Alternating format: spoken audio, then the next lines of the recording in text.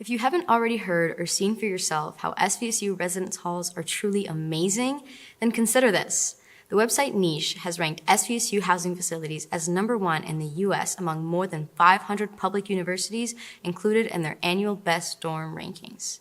More than 2,400 students currently live on SVSU's campus, including 75% of freshmen.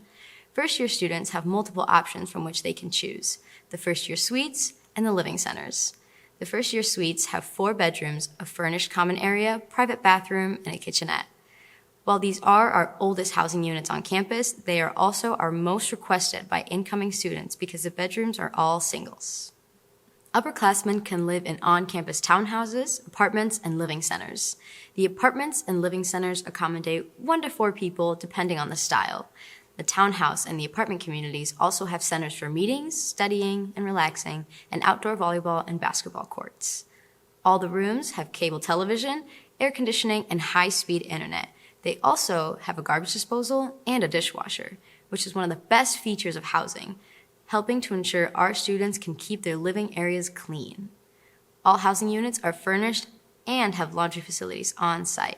Don't worry about saving up your quarters, because laundry and all of your other utilities are included in the housing cost.